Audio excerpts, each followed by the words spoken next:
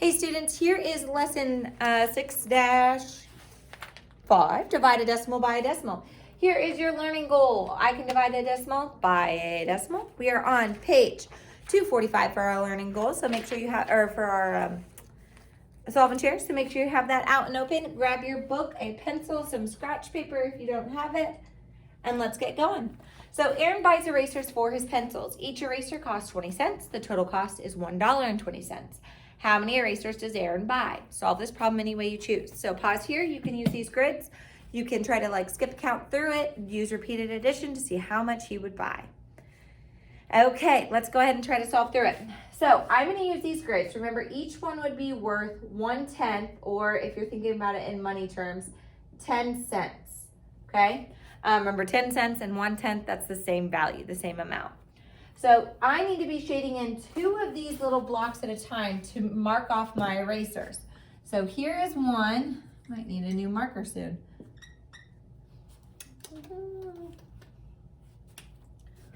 See if the purple one's a little better. So there is, nope. Last chance. Oh, this will better. So here is one eraser. That's total of 20 cents. So then 2 is going to be 40 cents. 3 erasers will be 60 cents. 4 erasers will be 80 cents. And then 5 erasers is $1. So then over here, I'm gonna need just one more spot to mark off my 20 more cents. Oh wait. Which is going to give us our $1.20. So that is 6 erasers right there. Now, I'm going to show you how you would set this up with that standard method that we've been using to sort of visualize it, make it simpler. You're not always going to have grid paper. The problems aren't always going to be this nice, guys. So you need to have a strategy to use to work through it.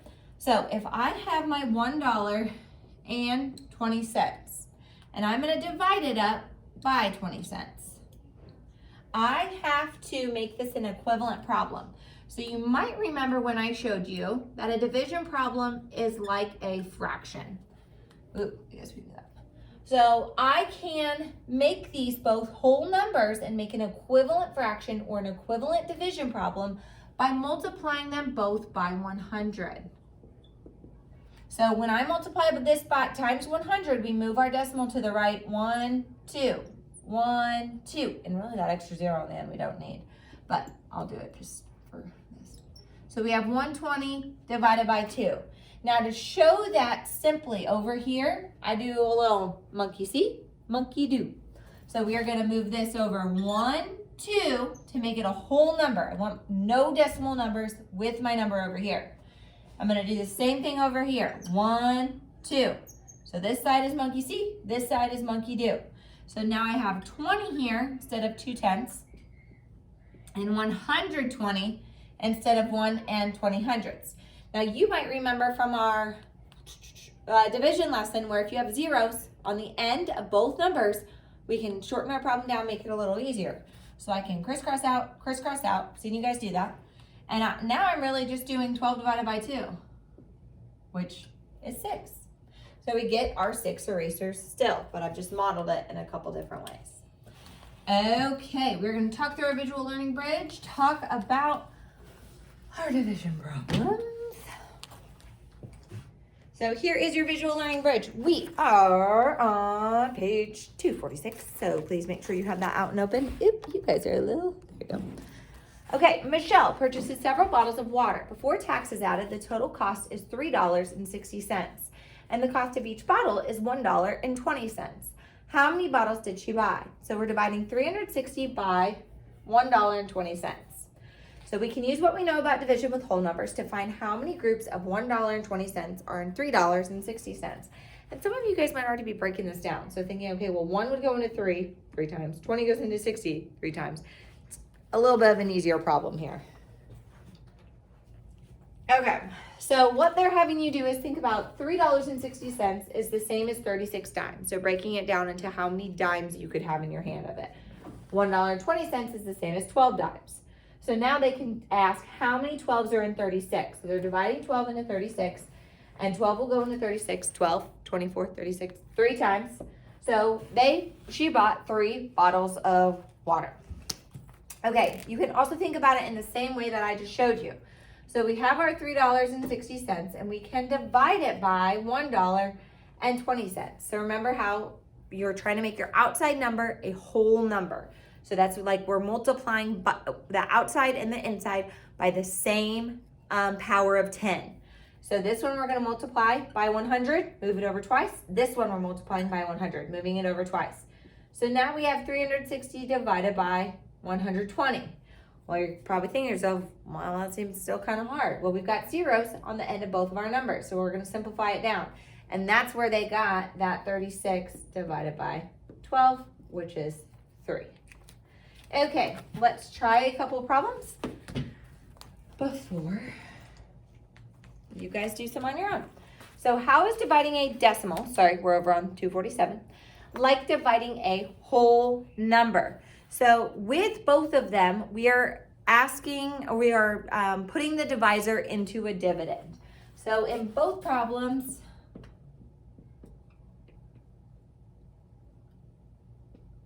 the divisor goes into a dividend. Okay, so for example, when I had my 1 2/10 into the 3 6/10, this shows that we're dividing, our divisors out here, 1 2/10 into 3 6/10. However, it's the same problem as 12 into 36, because when you multiply, 1 2/10 will go into 3 6/10 3 times.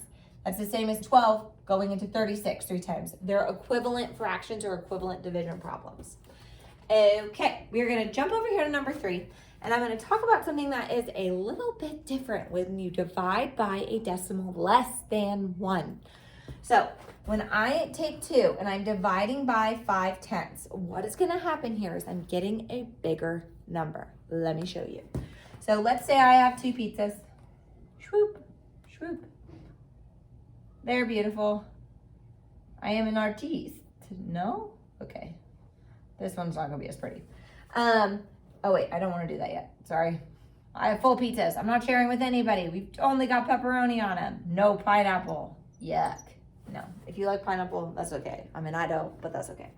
So I have 2 full pizzas here. There's my 2 pizzas. Now I'm going to divide them by 5/10, or I am going to be cutting them in half. So I will take my Expo marker, cut in half, cut in half. How many pieces do I have now?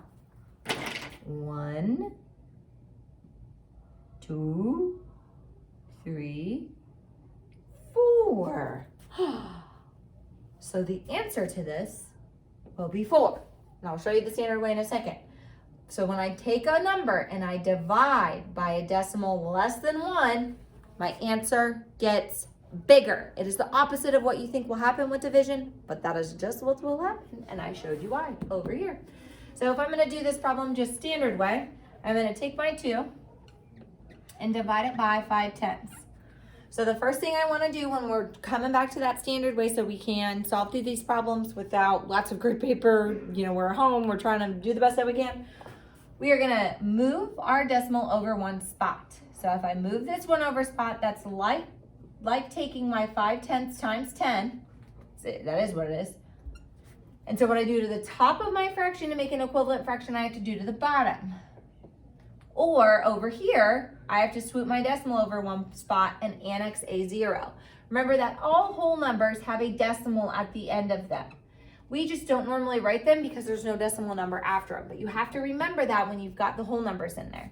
So now the problem that you have is 20 divided by 5, which is a little bit more, a little easier to break down. So 5 doesn't go in a 2, but it does go in a 20 4 times. We get our 20, subtract, and it zeroes out. Okay, so let's give this next one a try. We have $1 and 25 hundredths divided by 25 hundredths. Well, you can think about quarters and a dollar for this one, so you can sort of visualize what if I have How many times is my 25 cents going to go into my $1.25? Well, my 25 cents would go into a dollar 4 times, and then I have 25 cents left over. So then I'm going to get 5 here. But that might be kind of hard to break down for some of you in your head. And, you know, I used to be a florist, and so I worked at a cash register a lot. But you guys probably haven't done that yet. Maybe, but not yet. So if you want to break it down like this, $1.25 divided by 25 cents, I have to first make my outside number. I don't have enough room.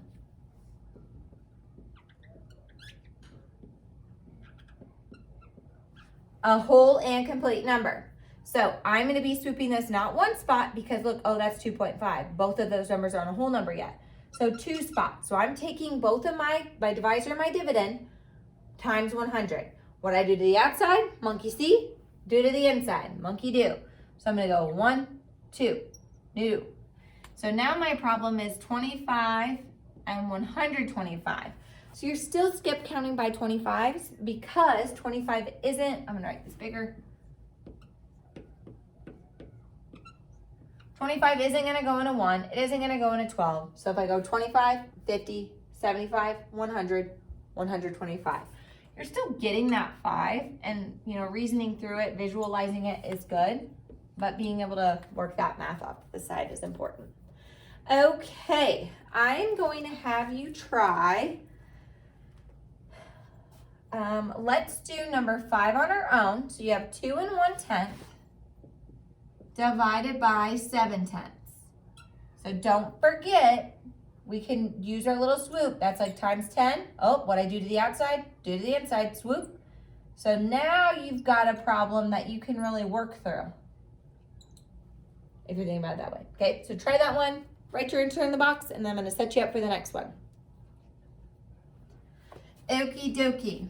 So let's look at also number 6 right now.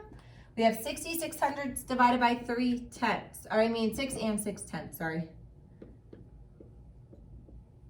So I've got a decimal number here. If I want to make this a little bit easier to break down, we can use our equivalent division problems or equivalent fractions because that's what our division problems are.